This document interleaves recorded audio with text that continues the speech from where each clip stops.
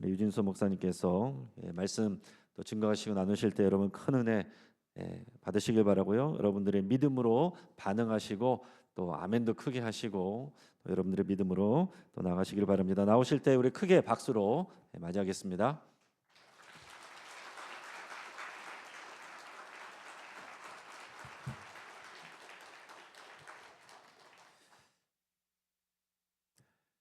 어제 하나님의 형상을 가지고 살아가는 삶 어떻게 사는 것이냐라고 할 때 창세기 1장 28절 그 말씀을 가지고 네 가지를 말씀드렸습니다. 뭐 기억할 거라고 기대하지는 않습니다. 그러나 하루밖에 안 지났으니까 그래도 복습을 하면 생각이 나지 않을까. 생육하고 그렇죠? 또 번성하라, 충만하라, 그다음에 다스리라 이렇게 네 가지 말씀드렸어요. 자, 그 중에서 오늘 첫 번째 생육하라 이것을 말씀드리려고 하는데 이게 무슨 뜻이냐?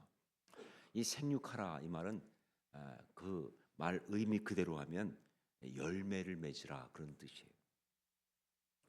그러면 생각할 때 자손을 많이 낳으라는 뜻이구나.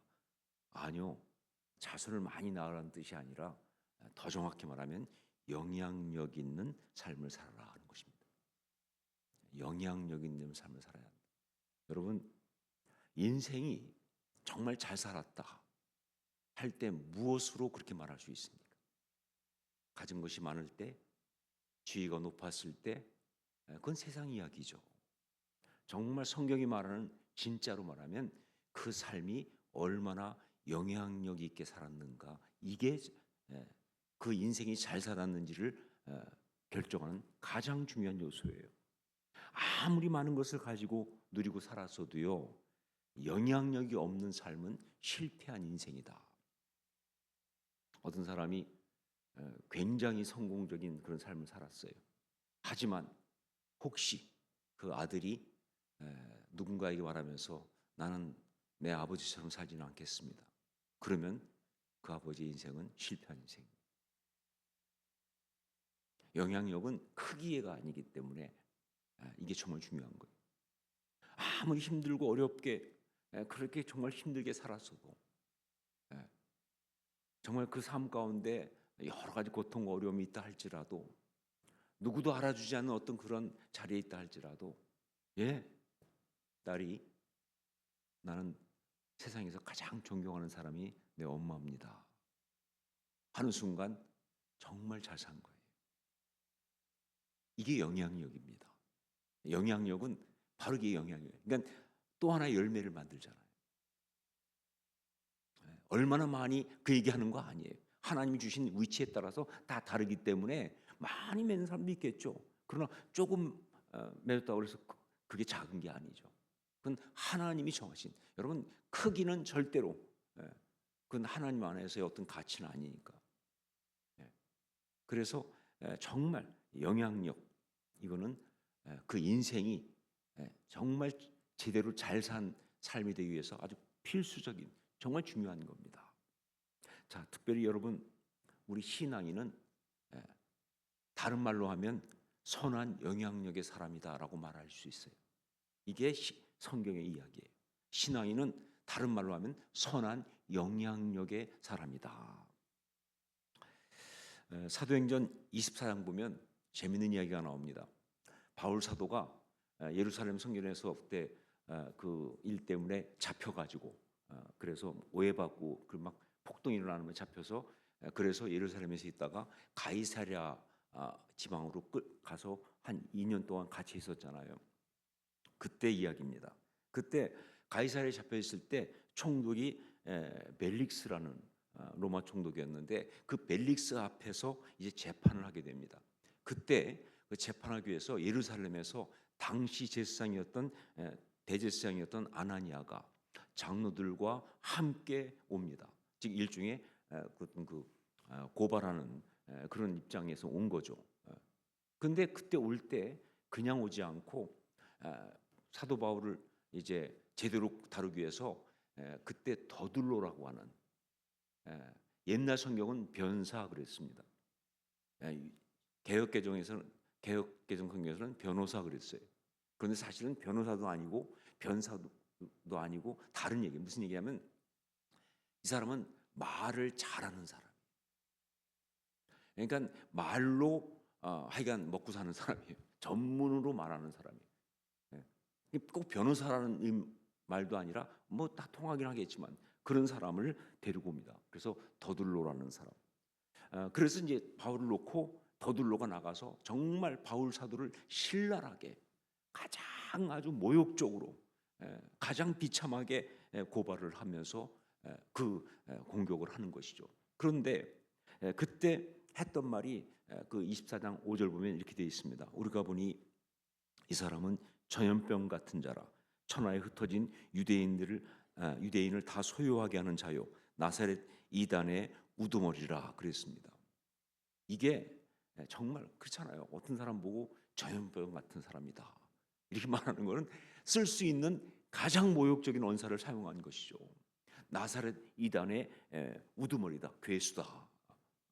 그런데 사실은 놀랍게도 제가 보니까 이 더둘로가 변사예요. 말 전문가예요. 왜냐하면 성경에 나오는 그리스도에 대한 가장 정확한 묘사를 했어요. 어떤 묘사예요? 전염병. 이것보다 더 그리스도인을 잘 묘사한 말이 없을 정도. 그리스도인은 전염병입니다. 그러니까 그리스도인은요, 그냥 누굴 만나면 그 사람이 전염이 되는 거예요. 이게 우리의 복음의 역사 아닙니까? 그냥 만났고 이야기하면 전염이 되는 거예요. 이게 그리스도의 이야기예요, 여러분. 그러니까 이것처럼 잘 묘사한 말이 없죠. 오죽하면 요즘 가장 미국에서 최근에 아주 부흥했던 좀 몇십 년 됐지만 윌로우 크릭이라는 교회가 있는데 그 교회가 굉장히 부흥을 했어요. 전도를 굉장히 많이 하는 교회였습니다. 근데 그때 그 교회가 이 교회 어떤 몇십 년 기념으로 책을 냈어요. 근데 그 책 제목을 뭐라고 썼느냐? 바로 예수를 전염시키는 사람들. 자기들. 우리는 예수를 전염시키는 사람들이다. Becoming a contagious Christian이라는 표현을 썼어요. Becoming a contagious Christian. 우리는 예수를 전염시키는 사람들이다. 맞아요. 근데 이것이 뭘 말하는 것이냐? 영향력이죠.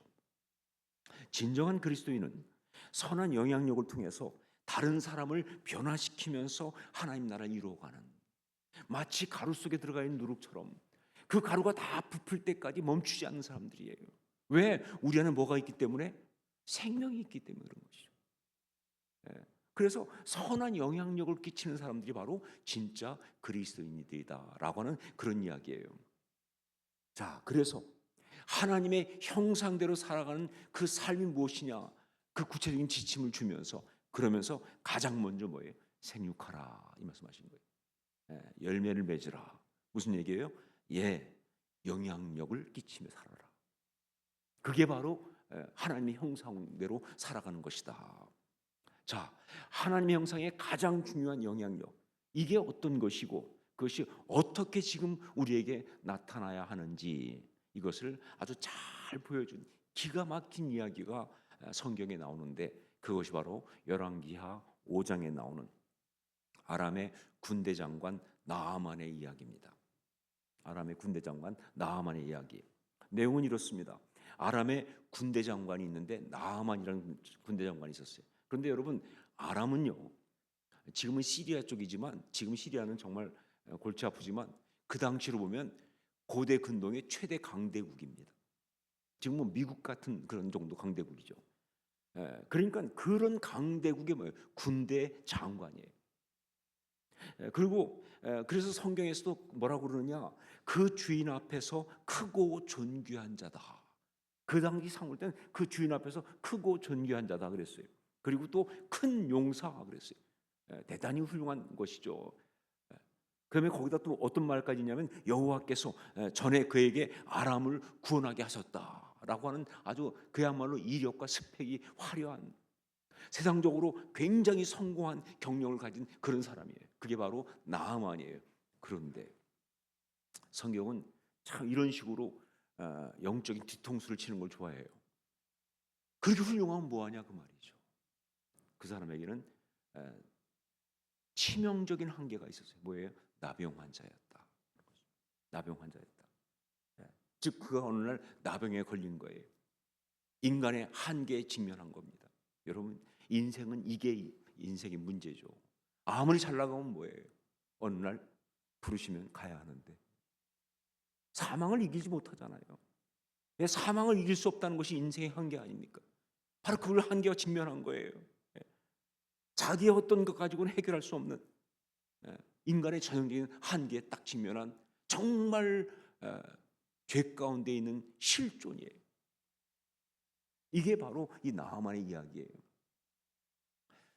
예전에 요즘은 좀 덜하지만 한참 굉장히 사람들이 관심을 끌고 많이 이야기됐던 것 중에 하나가 이 에이즈가 있어요. 에이즈 아시죠? 후천성 면역 결핍증이라는 에이즈. 그래서 AIDS였어요. 누가 물어봤습니다. AIDS가 뭐의 약자냐? 그랬더니 누가 그러더라고요.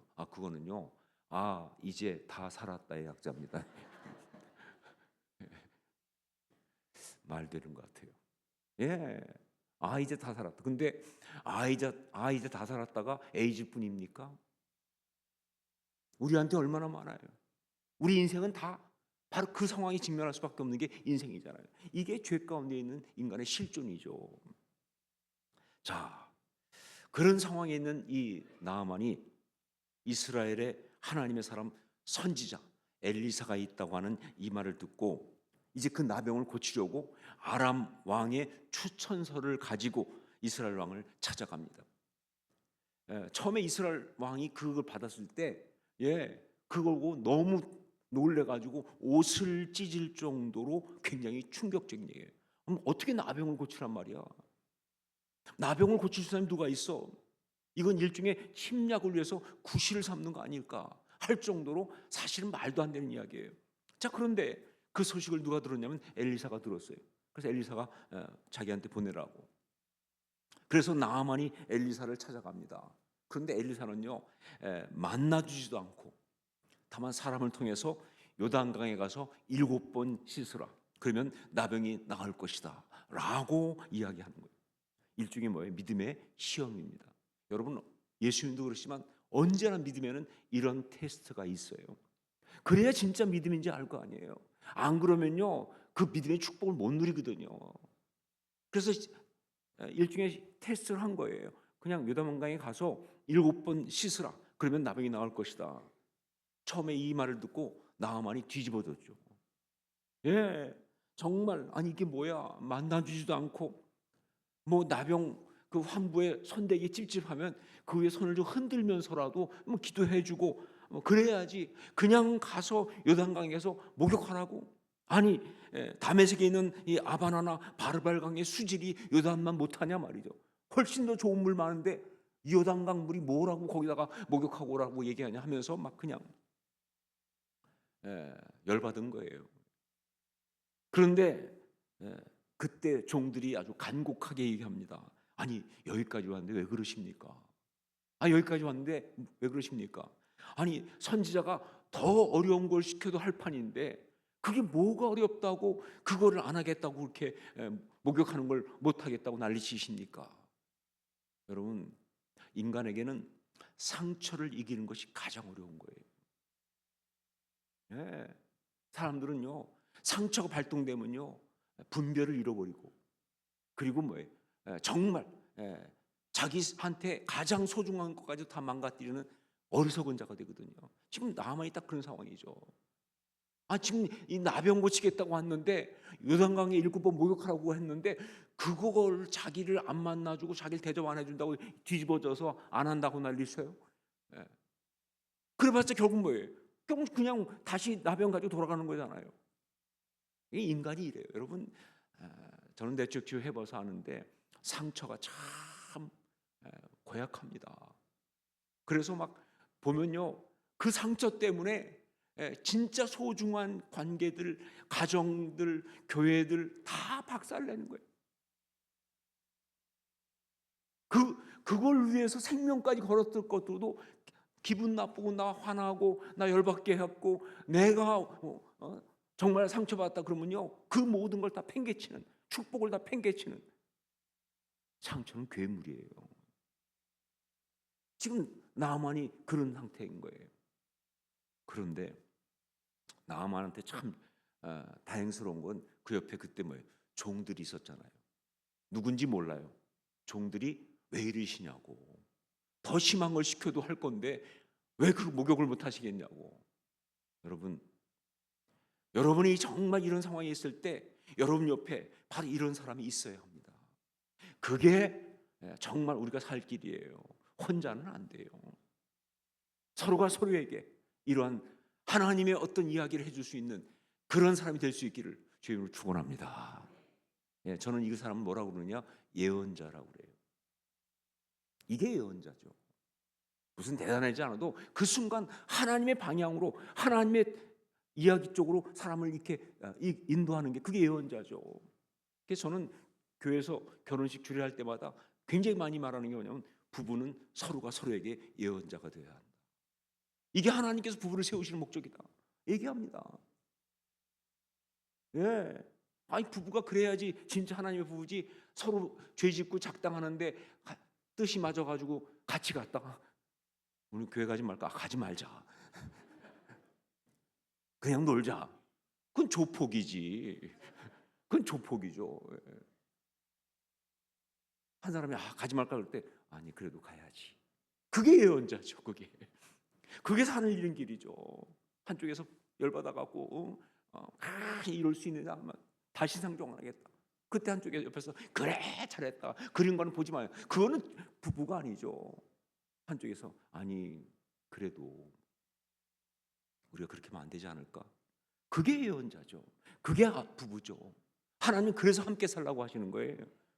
사람이 독초하는 것이 좋지 아니하냐 그래서 그런 거예요.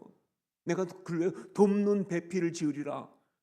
여러분 아시죠? 돕는 배필 에제르 크네구도란 말입니다. 크네구도는 배필이에요. 카운터파트 똑같은 배필이에요. 에제르가 뭔지 아세요? 돕는다는 얘기예요. 근데 여러분 아세요? 그 돕는다는 말은 사실은 뭐예요? 언제나 하나님이 사람 도울 때만 쓰는 말이라는 것을. 엘리에셀, 에벤에셀 다 그 에셀이 그 에셀이잖아요. 하나님이 그를 도와주는 것처럼 하기 위해서 세운 사람이 바로 돕는 배필이에요. 여자만 얘기하는 거 아니에요. 또 가끔 얘기하면 여자들이 돕는 배필이다 그러는데 아니요. 서로가 서로에게 돕는 배필이에요. 이게 하나님의 디자인이죠. 나아만에게는 정말 그때 종들이 그 역할을 했어요. 자, 그래서 요단강에 목욕을 했습니다. 어떻게 역사가 있는지 모르겠지만 하여간 정말 살이 어린아이 같이 깨끗해지면서 나병이 다 나은 거예요. 자, 그런데 성경이 말하고 싶은 기적은 이렇게 도저히 인간적으로 나을 수 없는 그런 천형의 질병인 나병이 하나님의 사람의 놀라운 처방으로 인해서 나았다. 그 얘기하고 싶은 게 아니에요. 성경이 그 얘기를 하고 싶은 이런 기적이 있었어. 나병 같은 건데 그런데 이렇게 나았어 라는 그 얘기만 할 것 같으면 성경은 여기서 딱 끝나야 돼요. 나았으니까. 근데 그것이 아니라 정말 놀라운 일, 성경이 말하고 싶은 참된 역사는 그 다음에 나아만에게 일어난 일입니다. 나병이 나았을 뿐만 아니라 더 중요한 것, 그래서 나아만이 여호와 하나님을 믿게 되었다. 이게 중요한 거예요. 이게 진짜 기적이에요. 15절 말씀 보니까 내가 이제 이스라엘 외에는 온 천하에 신이 없는 줄을 아나이다 라고 고백을 한 것, 이게 진짜 기적인 거예요. 그 고백은요, 병이 나는 순간에 너무 흥분해가지고 너무 좋아서 한번 해본 고백이 아니고 이건 진짜 신앙입니다. 이게 진짜 신앙인 것을 어떻게 알 수 있느냐? 그 다음에 나오는 나아만의 행동을 보면 알 수가 있어요. 처음에 이제 너무 좋으니까 엘리사한테 예물을 주려고 했잖아요. 그랬더니 그 엘리사가 받지 않습니다. 정말 이때 또 한 번 위험했어요. 받았으면 이 기가 막힌 이야기는 말짱꽝 될 뻔했어요. 그건 그냥 돈 받고 그냥 고쳐준 거죠. 엘리사가 안 받죠. 예, 정말 그 하나님의 역사를 만드는 그 하나님의 이야기를 망가뜨릴 뻔했는데 안 받습니다. 대조가 되는 것은요. 그 다음에 그 대조가 되는 하나님의 사람이 아닌 안타까운 사람 또 하나 나오죠. 게하시라고. 게하시가 나중에 가서 그거 받았다가 나병이 걸리잖아요, 그렇죠?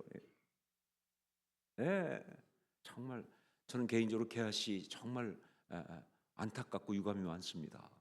원래대로 하면요, 엘리야, 그 다음에 엘리사, 그 다음에 게하시 이렇게 가야 되는 거예요. 선지자 반열은 그렇게 갑니다. 엘리야의 수제자가 누구예요? 엘리사잖아요. 엘리사의 수제자가 누구예요? 게하시거든요.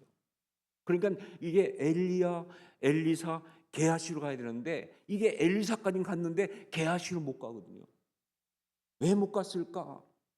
참 이게 개인적으로 굉장히 궁금하면서 혹시 이름이 안 좋아서 그런가?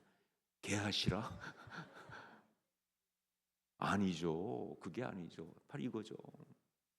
예, 하나님의 사람으로서 예, 게하시는 물질에 대한 욕심, 인간적인 탐욕을 이기지 못하는 거예요. 예, 뭐 여러 가지 게하시에 대한 이야기 많지만 하여간 한 가지 보여주는 게 바로 이 부분 아닌가 싶어요. 여하튼 엘리사는 딱 안 받겠다고 딱 얘기합니다. 그랬더니 나아만이 한 가지 부탁을 합니다. 노새 2마리의 실을 흙을 달라. 왜 흙을 뭐가 필요하냐 했더니 이걸 가지고 다메섹에 돌아가서 단을 쌓겠다는 거예요. 제단을 만들어서 이제부터는 다른 신에게는 절대로 제사하지 않고 오직 여호와 하나님께만 제사를 드리겠습니다 라는 결단하는 거예요. 그런데 이게 이 신앙이 얼마나 순수한지 그 다음에 나오는 이야기가 정말 저를 감동시켜요. 그 얘기하고 나서 갑자기 그 얘기합니다. 참, 한 가지 말씀드릴 것은 뭐냐, 아람 왕이 아람에 주시는 림몬이거든요. 림몬 신당에 들어가서 예배를 할 때 자기는 직업상 왕과 같이 가서 왕이 절할 때 좀 힘들지 모르니까 옆에서 뭐예요, 이게 같이 이렇게 절하면서 이 왕 부축하는 그런 역할을 해야 하기 때문에 혹시 그것이 림몬 신에게 절하는 것처럼 보일 수 있는데 그건 절대로 내가 림몬 신을 섬기는 게 아니라 난 이제 여호와만을 섬기니까 그거는 어쩔 수 없이 직업상 하는 거니까 이건 좀 봐주십시오. 여러분 어떠세요? 저는 이거 딱 보는 순간 귀엽다 생각이 들더라고요. 얼마나 귀여워요 생각이. 내가 여호와만을 섬기겠다 그러니까 생각나는 게 참 1년에 몇 번씩 내가 림몬 신당에 들어가서 직업상 어쩔 수 없이 이렇게 왕이 절할 때 옆에서 같이 부축해 주는데 혹시 그걸 림몬 섬긴다고 그러면 어떡하지? 그건 아니다. 나는 직업상 어쩔 수 없이 그 역할을 하는 것뿐이지 림몬은 안 섬깁니다. 그 얘기 아니에요. 얼마나 순수합니까? 얼마나 귀한 신앙이에요. 이게 진짜 기적이에요. 당시 당시 근동의 최대 강대국인 아람의 군대 장관이 여호와 하나님을 이렇게 순전하게 믿게 되었다는 것, 이 정말 엄청난 이 변화가 바로 일어난 거예요. 이것이 기적이에요. 나아만이라고 하는 도저히 하나님을 믿을 수 없는 한 개인이 이제 믿게 되고 그로 인해서 정말 놀라운 영향력이 그 주변에 펼쳐나가는 이 역사, 이게 바로 기적 중의 기적이다. 자, 중요한 것, 누가 이 기적을 만들었습니까? 누가 이런 역사를 만들었습니까? 누가 이 영향력을 이렇게 일으켰습니까? 물론 누가 하셨어요? 하나님이 하셨습니다. 당연하죠. 하나님 하셨어요. 그리고 또 하나님의 사람 엘리사가 했습니다. 그러나 여기서 우리가 꼭 보고 넘어가야 될 아주 중요한 것이 있어요. 사실은 이 말씀 보면 알지만 이 일이 일어나게 된 결정적인 역할은요, 바로 따로 있습니다. 그건 누구냐? 그는 바로 나아만의 집에 있었던 어린 소녀 하녀입니다. 개역 개정 성경은 어린 소녀 이렇게 돼 있거든요. 소녀 하녀. 그런데 저는 개역 개정보다는 개역 성경이 좋을 때가 많아요. 훨씬 느낌 와닿아요. 옛날 개역 성경은 뭐라고 했냐? 작은 계집 종 그랬어요. 작은 계집종이에요. 근데 여러분, 이 작은 계집종, 이거는요 그야말로 뭐예요? 능력 없음, 권위 없음의 삼위일체예요. 그렇죠? 일단 뭐예요? 작은, 능력 없음, 권위 없음이잖아요. 그렇죠? 작은, 어린. 예. 어리면 그 당시는 정말 능력 없는 거, 이 권위가 없는 거잖아요. 거기다 뭐예요? 계집, 여자. 그 당시 여자들은 능력 없음, 권위 없음의 존재 아니에요. 거기다 또 뭐예요? 종. 예. 능력 없음, 권위 없음의 존재 아니에요. 이 세 가지가 당시 가장 능력 없음, 권위 없음 세 가지가 다 삼위일체로 뭉친 게 뭐예요? 작은 계집종이에요. 예. 이 작은 계집종. 이게 이 여인의 공식 직함이에요. 이름도 안 나와요. 얼마나 이 능력, 권위가 없었으면 이름도 안 나와요. 그런데 바로 이 작은 계집종의 말이 역사를 일으킨 거예요. 자, 보세요. 이 작은 계집종의 말이 먼저 나아만의 부인을 움직였습니다. 열왕기하 5장 3절 보니까 그의 여주인에게 이르되 우리 주인이 사마리아에 계신 선지자 앞에 계셨으면 좋겠나이다. 그가 그 나병을 고치리이다 하는지라.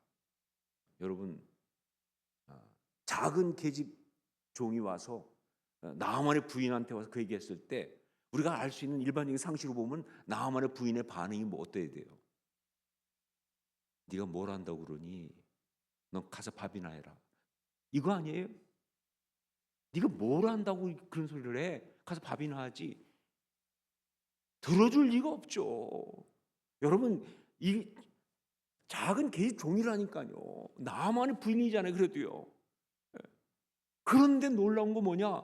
나만의 부인이 그 말을 들었다는 거예요. 그래서 나만의 부인이 듣고 나만한테 얘기를 가서 한 거예요. 그래서 정말 더 놀라운 거 뭐냐? 근데 그 말이 나만을 또 움직였다는 거예요. 그 부인만 그런 것이 아니라 나만을 또 움직인 거예요. 뭐 부인이야. 혹시 여자니까 여자는 또 일반적으로 귀가 좀 얇지 않습니까? 그러니까 혹할 수 있고 또 나만을 또 너무 걱정한 나머지 마음이 좀 그 가난해져 있고 연약해져 있으니까 그 말을 들을 수도 있겠다. 하지만 나만은 그래도 뭐예요? 일국의 군대 장관 아닙니까? 이스라엘을 정복했던 장군이에요. 그런데 이스라엘에서 그때 잡아온 그 작은 계집종의 말을 듣고 그 말을 따른다? 말이 안 되는 이야기죠. 더군다나 뭐예요? 그 이스라엘이 어떤 곳이에요? 자기가 짓밟았던 곳 아닙니까? 근데 거기 선지자한테 가서 뭐 고침을 받아? 이건 말이 안 되는 이야기예요. 나아만이 들을 수가 없죠. 그런데 뭐예요? 그 나아만이 들었다는 사실. 이게 놀라운 거예요. 근데 이게 끝이 아닙니다. 이 말이 또 누구를 움직였느냐? 아람의 왕을 움직였어요. 나아만이 왕한테 가서 이스라엘 가겠다라고 말할 때 왕이 들어줬잖아요. 들어준 정도가 아니라 이스라엘 왕한테 편지까지 써주잖아요. 혹시 그러면 나아만이 가서 좀 바꿔서 말한 것이 아닐까? 왕이요, 간밤에 꿈에 신령한 도사가 현몽을 했는데 이스라엘로 가서 하라고 했습니다. 뭐 이런 식으로 했으면 그럴 수 있겠죠, 그렇죠? 근데 아니에요. 성경에 보니까 정확하게 나와 있습니다. 5장 4절 보면 나아만이 들어가서 그의 주인께 이 아람 왕입니다. 주인께 아뢰어 이르되 이스라엘 땅에서 온 소녀의 말이 이러이러하더이다 하니. 정확하잖아요. 누가 말했는지. 이스라엘 땅에서 온 소녀의 말이 이러이러하더이다. 여러분, 보통 같으면 왕이 그 말 들어줄 리가 없죠. 더군다나 아람의 왕인데 이렇게 말했을 거예요. 나만 네가 나병에 걸리더니 네가 진짜 약해졌구나. 들을 말이 따로 있지. 아니 이스라엘에서 잡아온 그 계집종의 말을 네가 들어? 그러면서 나보고 무슨 보내달라고 그래? 말도 안 된다. 야, 넌 자존심도 없니? 이렇게 말할 수 있잖아요, 그렇죠? 그런데 놀라운 거 뭐냐? 이 아람 왕이 그 말을 듣고 알았다고 그러고 편지까지 써주는 거예요. 예, 이스라엘 왕이 듣고는 놀래가지고 옷을 찢을 정도로. 저는 성경 볼 때마다 항상 생각하는 게 제가 성경 시대에 태어났으면 옷 장사를 해야겠다. 이게 뭐 틈만 나면 찢으니까. 예, 그 정도로 말이죠. 굉장히 진짜 말도 안 되는 일이 일어난 거예요. 어떻게 이런 일이 가능했을까? 어떻게 이 작은 계집종, 능력 없음, 권위 없음의 삼위일체 같은 존재가 그 계집종의 말이 정말 나아만의 부인 주모를 움직이고 나아만을 움직이고 아람의 왕을 움직일 수 있었을까? 어떻게 이런 일이 있었을까? 정말 그래서 결국은 그 결과 나아만이 하나님을 믿고 변화되는 엄청난 일이 일어났잖아요. 그렇죠? 그 이야기 시작이 거기 시작되잖아요. 어떻게 그렇게 됐을까? 우선 분명한 거 하나 있어요. 유명한 하고 성공한 사람만이 영향력이 있는 것이 아니다라는 사실이에요.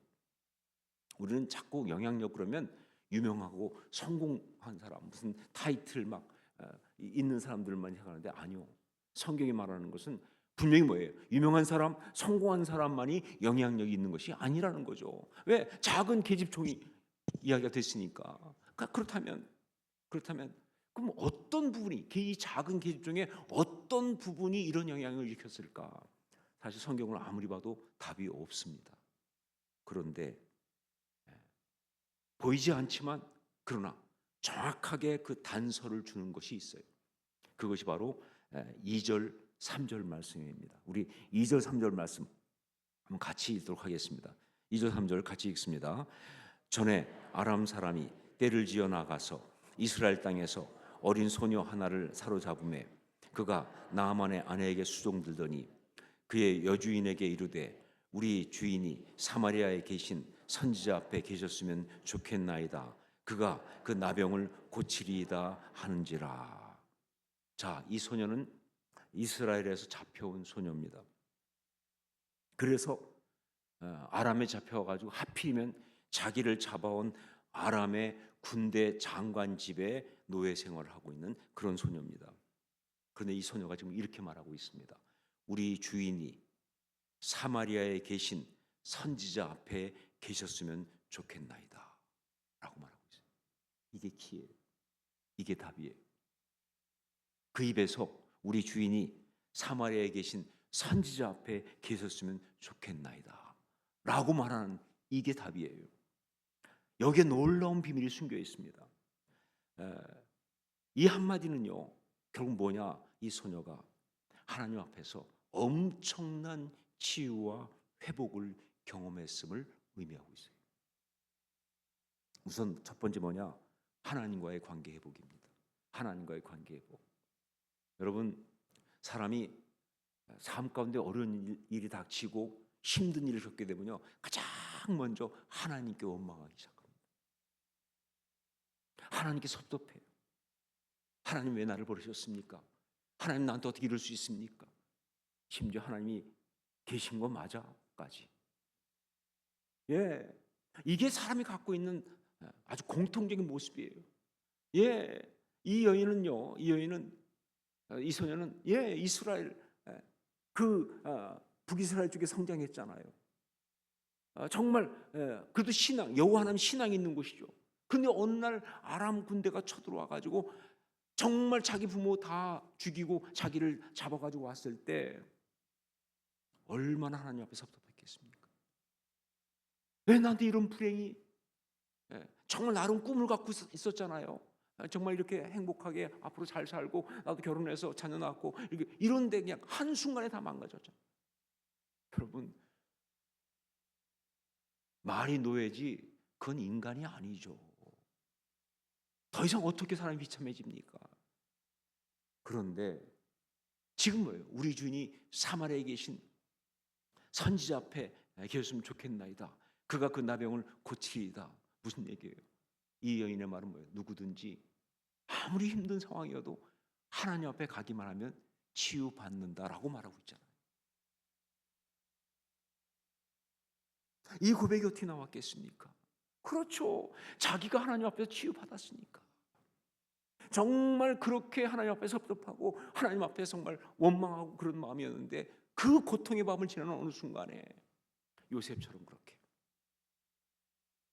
하나님의 뜻이 있음을, 여전히 하나님 나를 사랑하심을, 하나님이 내 하나님이신 것을 어떤 식인지 모르지만 그런 경험한 것입니다. 그러니까 그 마음속에 정말 아무리 아프고 힘들고 절망적인 사람도 하나님 앞에 가기만 하면 회복될 줄로 믿습니다 라는 고백이 있는 거예요. 이게 신앙이죠. 이 고백에는 바로 하나님과의 회복이라고 하는 우리의 치유와 회복의 가장 중요한 첫 번째가 들어가 있어요. 두 번째, 자신과의 회복입니다. 자신과의 회복. 고통을 겪고 어려움이 있게 되면요, 가장 먼저 무너지는 것이 하나님과의 관계죠. 하나님 어떻게 이러실 수가. 그런데 그 다음에 동시에 오는 게 뭐냐면 자기 스스로가 무너져 버립니다. 내가 정말 비참하고 내가 아무것도 아닌 것이 되면서 자기의 존엄성과 가치를 잃어버려요. 이게 무서운 거예요. 상처가 이래서 무서운 거예요. 제가 한번 옛날 오늘께서 사역할 때 어떤 분하고 이렇게 상담을 하는데 그 여자분이 좀 어려운 얘기 하더라고요.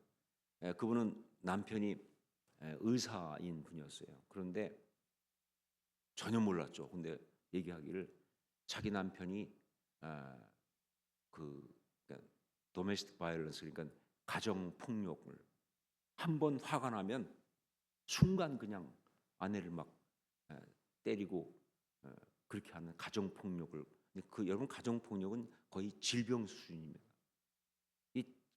뭐 그렇게 하고는 또 미안하다고 안 한다고 그러고 다음에 또 하니까. 그래서 자기가 너무 힘들어서 내가 살아야 할지 이혼을 해야 할지 모르겠다고 막 정말 힘든 이야기를 하시더라고요.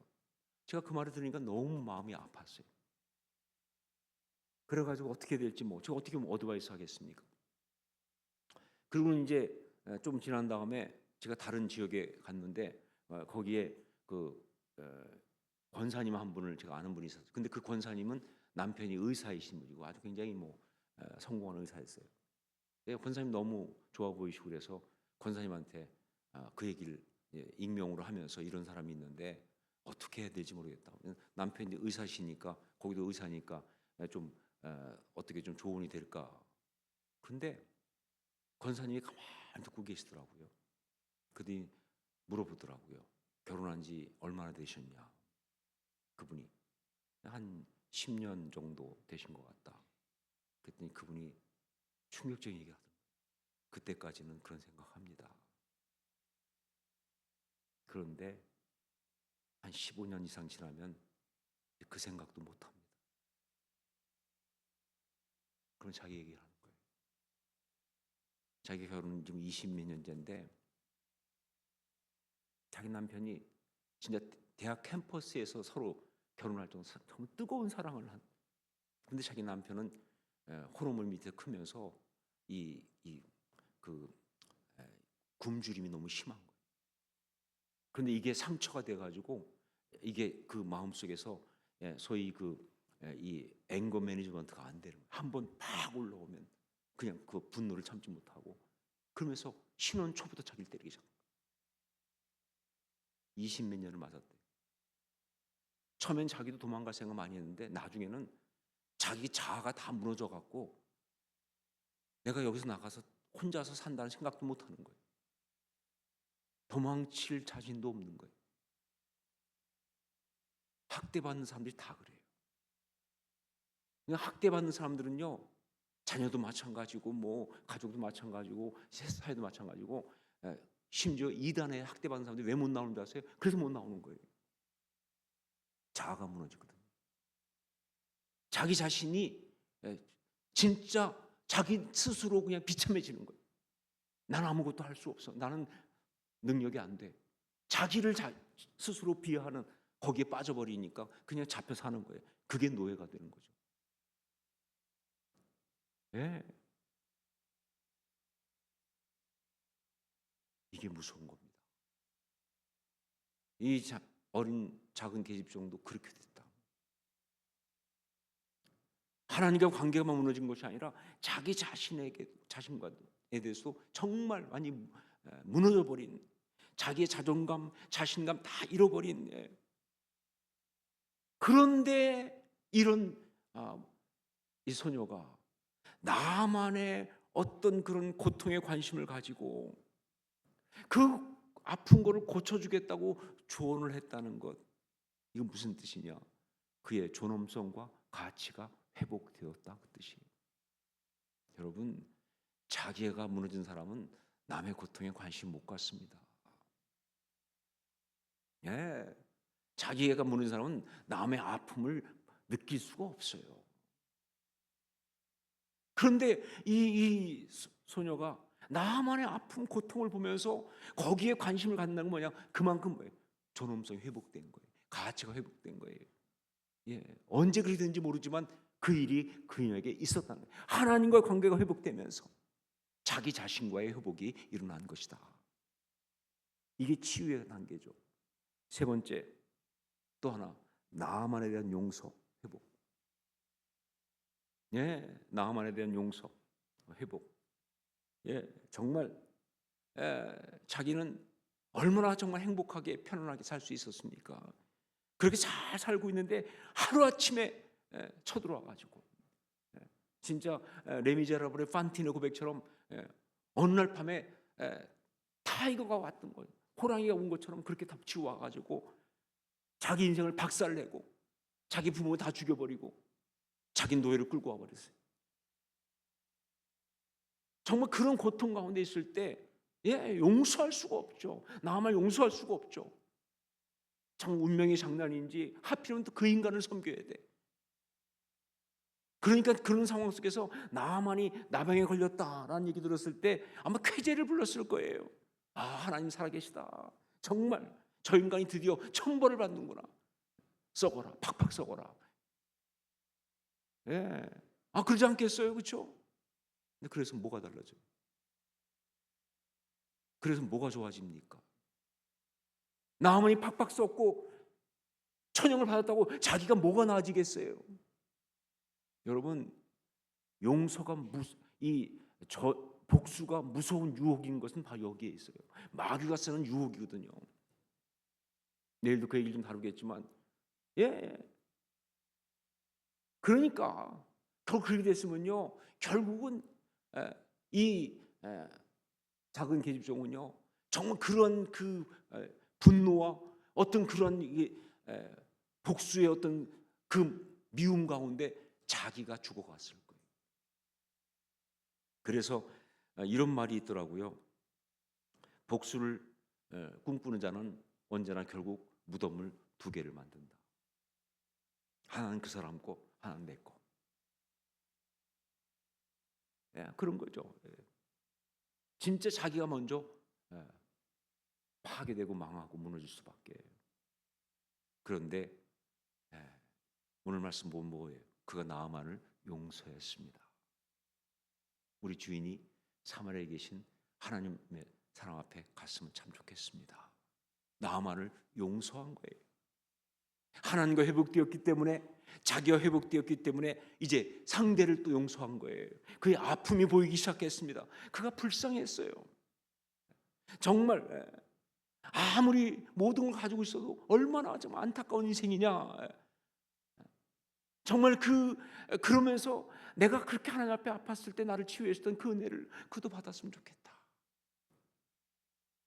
여러분, 전도는 바로 이 포인트에서 일어나는 겁니다. 말 잘해서 전도되는 거 아닌 거 아시죠? 뭐 가만히 설로 막 예수 믿으면 좋아 그거 아닌 거 아시죠? 아니요, 전도는요 그 영혼을 불쌍히 여기는 내 마음이 그에게 닿을 때 일어나는 거예요. 내가 받은 은혜를 당신도 받았으면 좋겠습니다. 내가 얻은 이 구원의 감격을 당신도 누렸으면 좋겠습니다. 그 마음이 있을 때 그때 일어나는 거예요. 어떻게 가능했느냐? 그를 진정으로 용서했기 때문에. 이것이 답입니다. 이것이 이 작은 계집종이 이런 엄청난 영향력을 행사할 수 있었던 그 비밀이다. 뭐예요? 치유와 회복에서 나오는 능력이다. 치유와 회복에서 나오는 능력. 여러분, 치유와 회복에서 나오는 능력은요 핵폭탄 같아요. 내 속에 정말 놀라운 은혜를 미칠 뿐만 아니라 주변 사람 다 움직일 수 있는 놀라운 능력이 돼요. 여러분, 이게 바로 하나님께서 우리한테 상처를 허락하시는 이유예요. 저는 정말 좋으신 하나님께서 상처가 얼마나 나쁜 건지 아는데 왜 우리한테 상처받도록 그냥 이렇게 하셨을까? 여러분, 왜 하나님은 우리가 이 땅을 살아가면서 이렇게 우리한테 힘든 일을 겪게 하셨을까? 물론 정말 끝까지 이해가 안 되는 그런 것이 있어요. 그 인생이 그런 거니까. 하지만 내가 이해가 되지 않아도 분명히 답이 되는 건 뭐예요? 그걸 통해서 나를 더 아름답게 하시려고. 그걸 통해서 나에게 정말 귀한 은혜를 주시려고. 그걸 통해서 내 삶을 진짜 가치 있게 하시려고. 그게 없었으면요, 나는 그냥 편안하게 먹고 살다 죽었을 거예요. 그럼 인생이 뭐가 남아요? 여러분, 인생의 마지막 결론이 그가 먹었던 밥그릇 수로 결정됩니까? 아니면 그 삶에 살았던 아파트 평수로 결정됩니까? 그가 가졌던 타이틀, 그 명함에서 어떤 타이틀, 그거로 결정됩니까? 아니잖아요. 여러분, 삶의 마지막에 붙잡을 게 없는 인생이 얼마나 많은데, 그런데 나한테 그런 어려움과 고난을 주신 것은 내가 그걸 통해서 진짜 예수 그리스도의 십자가를 붙잡도록 말이죠.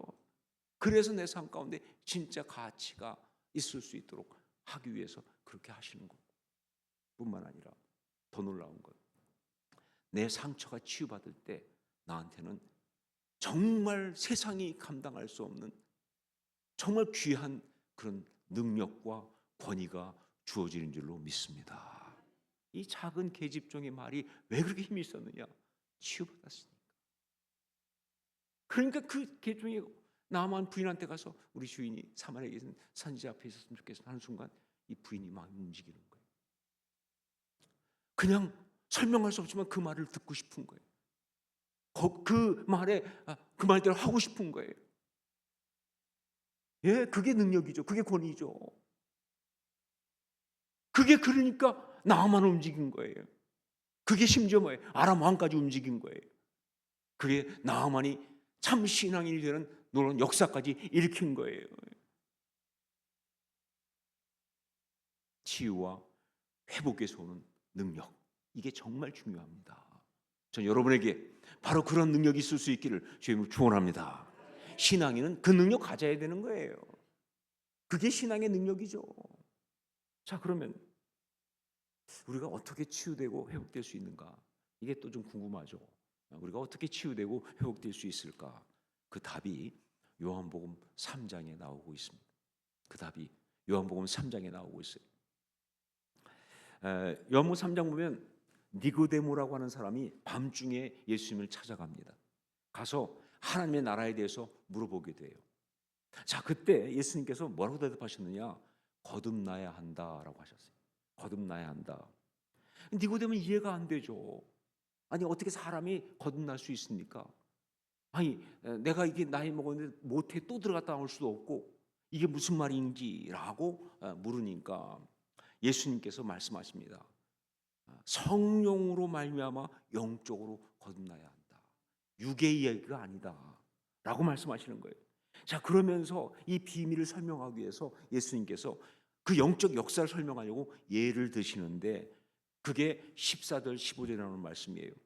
모세가 광야에서 뱀을 든 것 같이 인자도 들려야 하리니 이는 그를 믿는 자마다 영생을 얻게 하려 하심이니라. 이게 무슨 얘기냐면요, 민수기 21장에 나오는 불뱀 사건입니다. 여러분 아시죠? 민수기 21장 보면 이스라엘 백성이 돌아가는 길 때문에 원망했을 때 하나님께서 불뱀을 보내시잖아요. 그래가지고 물었어요. 그래서 불뱀의 독이 오니까 다 죽게 생긴 거예요. 너무 고통하면서 하나님을 부르짖으니까 하나님께서 그 백성을 치유하시기 위해서 어떻게 했습니까? 장대에다가 그 노뱀을 만들어서 매달고 세웁니다. 그리고는 누구든지 그 뱀을 쳐다만 보면 치유가 되는. 그래서 지금도 미국에서 보면요, 병원 마크가 장대에 달린 노뱀이에요. 그 뱀을 보기만 하면 치유되는 그러한 어떤 역사를 일으키신 거예요. 자, 그런데 참 사실 그렇죠. 이게 좀 그런 게 사람들이 쳐다봤을까요? 안 봤을까요? 여러분 생각에 어떠세요? 사람들이 쳐다봤을까요? 안 봤을까요? 예, 본 사람도 있고 안 본 사람도 있겠죠. 인간이 그래요. 뭘 어려운 거 시켰습니까? 그 하나님 말씀 믿고 그냥 순종하고 쳐다보면 역사가 일어나는 것인데, 그게 영적 역사예요. 그런데 사람의 생각으로, 아니 그거 쳐다본다고 어떻게 이 뱀에 물린 게 독이 빠지고 낫겠어? 이성이 이게 문제야. 이게 내가 똑똑한 줄 알지만 이게 신앙의 적이에요. 안 쳐다보면 아무 일도 안 일어나는 거예요. 이게 육적인 사고니까. 바로 그 얘기를 하시면서 예수님께서 영적, 성령으로 거듭나는 영적 역사가 이런 것이라고. 사람으로 볼 때 설명이 안 되지만, 사람의 생각으로 볼 때는 납득이 안 되지만, 그러나 영적으로 일어난다는 거예요. 그 역사가 믿음으로 순종하면. 그렇게 설명하신 거예요. 자, 그런데 더 중요한 게 뭐냐, 이 말씀을 하시면서 이렇게 말씀하셨어요. 모세가 광야에서 뱀을 든 것 같이 인자도 들려야 하리니 이는 그를 믿는 자마다 영생을 얻게 하려 하심이라. 무슨 얘기예요? 뭘 말씀하고 계시군요? 뭘 예언하고 계십니까? 십자가를 예언하고 있잖아요. 예수님께서 십자가를 정확하게 예언하셨어요. 모세가 광야에 뱀을 든 것 같이 인자도 들려야 하리니 이는 저를 믿는 자마다 영생을 얻게 하려 하심이라. 여기서 또 우리가 알 수 있는 중요한 것, 십자가는 뭐다? 치유의 역사다. 모세가 광야에서 뱀을 들었을 때, 쳐다봤을 때 치유가 일어났잖아요. 예수님은 그걸 당신의 십자가라고 말씀하실 때는 무슨 뜻이냐? 십자가는 뭐예요? 그 십자가를 통해서 사람들이 치유되고 회복되는 것이다 라는 말씀이에요.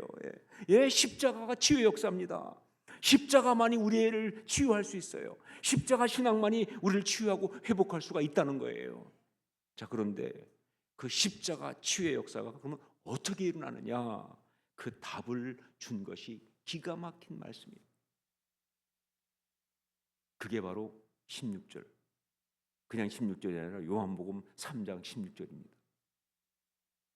이 말씀 다 아시죠? 같이 한번 함께 해볼까요? 하나님이 세상을 이처럼 사랑하사 독생자를 주셨으니 이는 그를 믿는 자마다 멸망하지 않고 영생을 얻게 하려 하심이라. 이 말씀이 이때 나오는 거예요.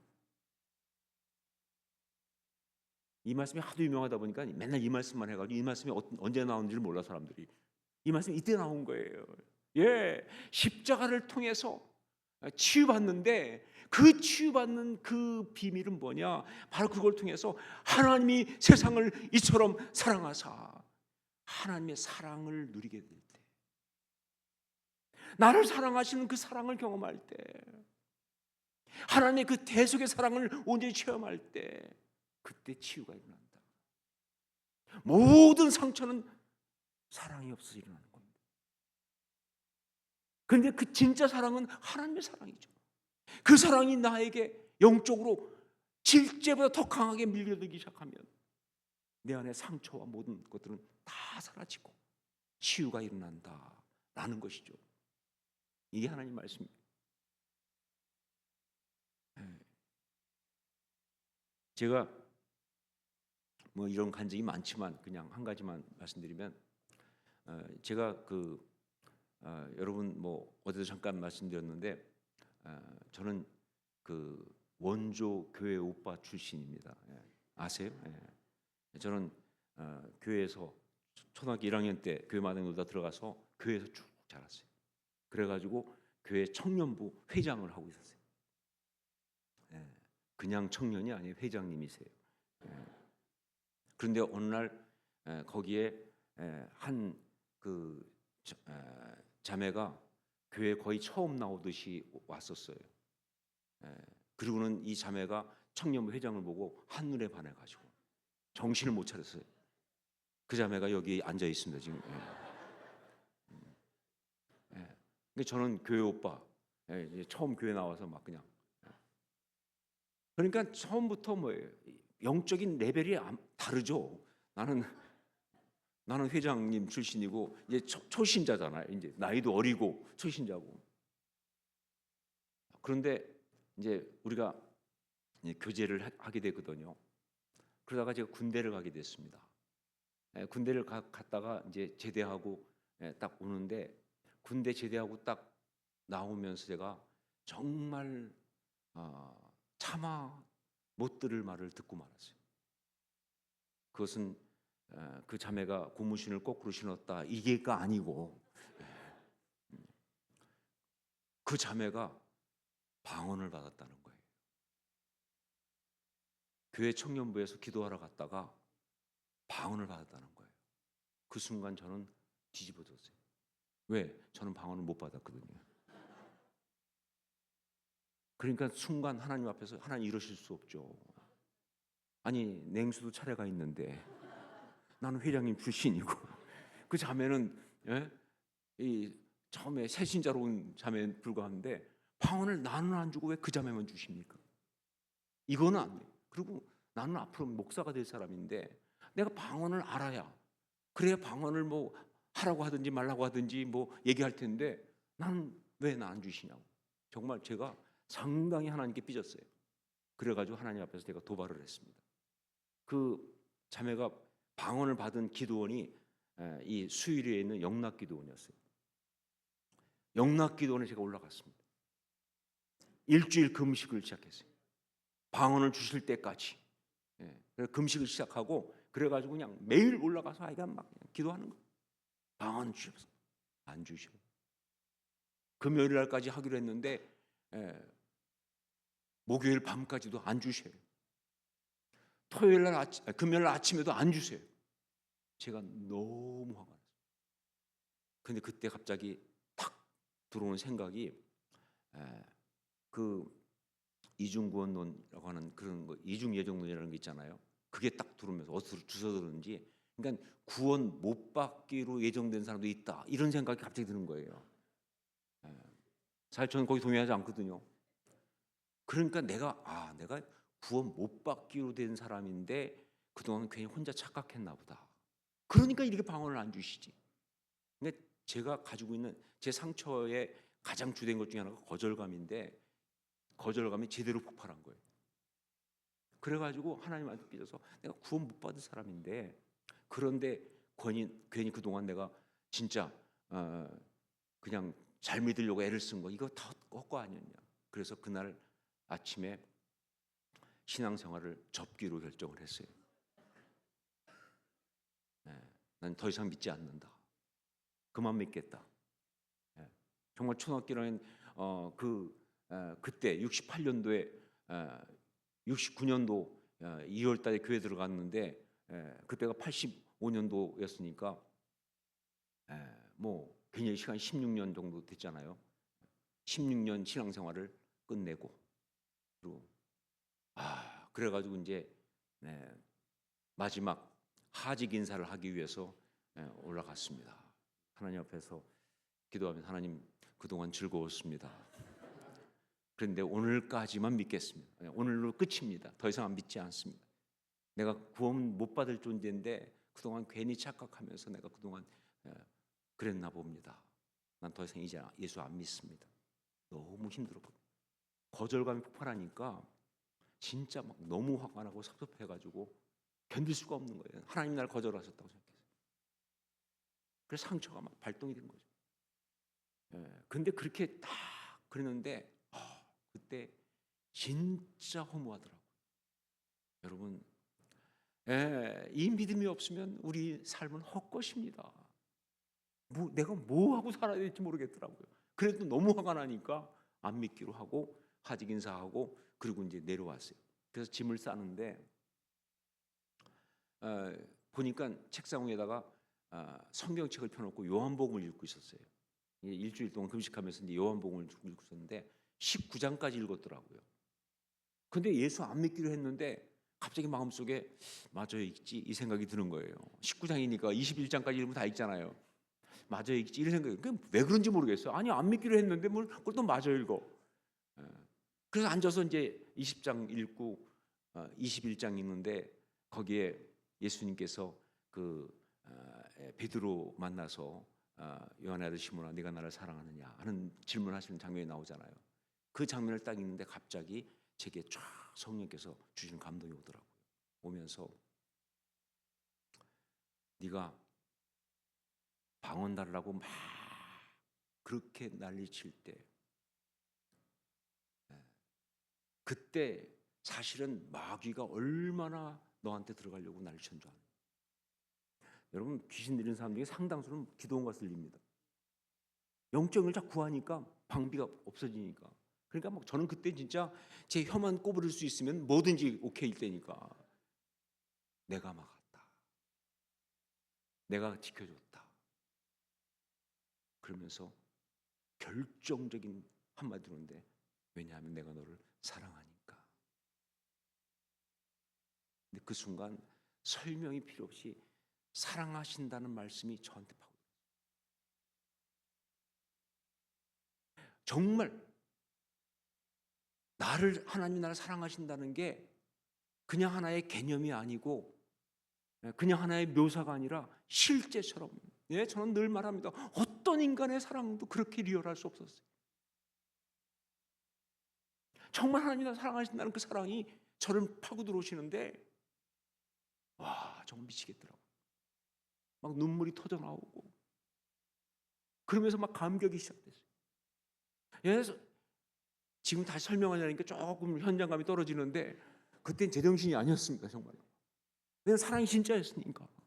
예, 진짜 사랑이었으니까요. 하나님 나를 사랑하신다니까. 그 성령님의 역사 가운데 내가 너를 사랑하니까 하는 순간에 막 그래갖고 막 눈물이 터지고 뒤집어지면서 그 순간부터 그냥 뛰어 올라가고 다시 올라가서 그냥 하나님 앞에 기도하면서, 하나님, 저도 하나님 사랑합니다. 하나님 고맙습니다. 나 버리지 않아 주셔서 감사합니다. 나 지켜주셔서 고맙습니다. 하나님. 나도 하나님 사랑합니다. 그러고서 막 그냥 찬양하고 또 기도하고 막 일어나서 뛰고 가서 또 찬양하고 기도하고. 원래 그 수일이 영락기도는 신해산과 헐문산 나눠져 있어가지고 한쪽은 여자들 기도원이고 한쪽은 남자들 기도원이에요. 남자는 여자 기도원 가면 안 되거든요. 저는 그때 제정신이 아니어갖고 양쪽을 다 뛰어다니면서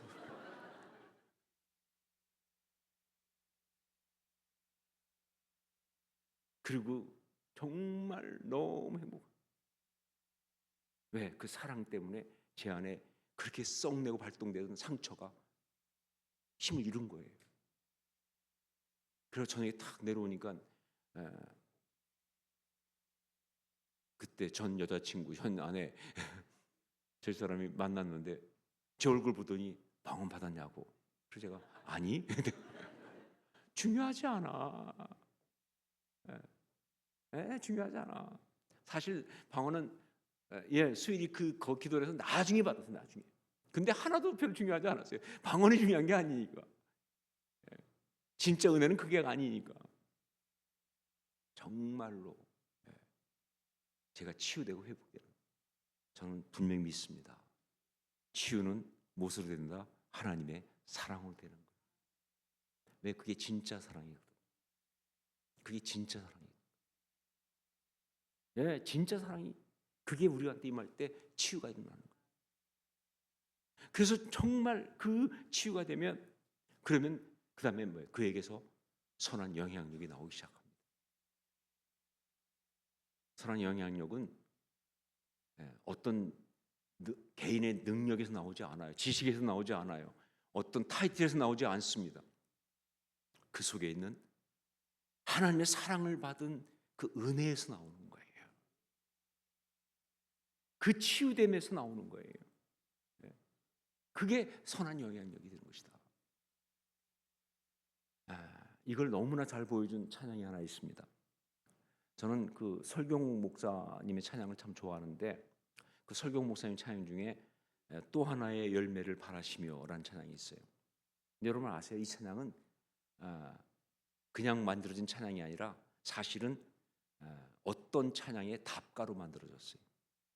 그거는 이민섭이라고 하는 분, 오늘 교회 찬양 사역됐던 목사죠. 그 이민섭 목사의 당신은 사랑받기 위해 태어난 사람, 아시죠? 그 찬양. 그 찬양을 보면서 설경 목사가 너무 내받은 거예요. 참 놀라운 거는 설경 목사와 이민섭 목사는 나이가 비슷해요. 1살 차이인가. 그러고 신학교도 같은 신학교 나왔어요. 그런데 정말 설경 목사가 은혜를 받으니까 그 이민섭 목사님의 당신은 사랑받게 태어난 사람의 답가를 쓴 거예요. 그래서 이 찬양의 시작이 어떻게 돼요? 처음에 감사해요. 깨닫지 못했었는데 내가 얼마나 소중한 존재라는 거. 이렇게 시작하는 거예요. 예. 당신은 사랑받게 태어난 사람이라는 말 몰랐다는 거죠. 그래서 그렇게 힘들었잖아요. 그래서 그렇게 삶이 고달프고, 그래서 그렇게 화가 나고, 그래서 그렇게 짜증나고, 그렇게 쉽게 분노하고. 그런데 어느 순간 성령께서 역사하심으로 하나님 나를 사랑하신다는, 하나님 나를 사랑하심으로 이 땅에 보내셨다고 하는 그 사실을 깨닫는 순간 감당이 안 되니까 고백을 한 겁니다. 감사해요. 깨닫지 못했었는데 내가 얼마나 소중한 존재라는 걸 하면서 그 찬양을 만들었는데, 정말 놀라운 것은 그 찬양의 뒷부분이, 마지막 부분이 이렇게 갑니다. 당신은 사랑받기 위해, 그리고 그 사랑 전하기 위해 주께서 택하시고 이 땅에 심으셨네. 또 하나의 열매를 바라시며. 이게 바로 오늘 제가 말씀드리고 싶었던 이 모든 이야기의 압축이에요. 예, 당신은 사랑받기 위해, 그리고 그 사랑 전하기 위해 주께서 택하시고 이 땅에 심으셨네. 또 하나의 열매를 바라시며. 우리의 삶은 뭐냐? 우리의 신앙생활은 뭐냐? 예, 하나님의 사랑을 받은 자로서 그 사랑 때문에 우리가 치유받고 그 사랑으로 회복되어서, 그래서 선한 영향력을 발휘하면서 우리 주변에 하나님이 함께하게 계신 사람들 가운데 열매를 맺는, 그게 남편이고, 그게 아내고, 그게 자녀고, 그게 이웃이고, 그게 친구고, 그게 형제고, 그게 가족이고, 그게 같은 성도들이고, 그것이 하나님께서 만나는 직장 동료고, 다 다르겠지만 똑같은 스토리. 사랑받았으니까 내가 그 사랑으로 치유가 회복되면서 내게서 능력이 나타나는 거예요. 선한 영향력이 나오는 거예요. 그게 또 하나의 열매를 만들어가는 거예요.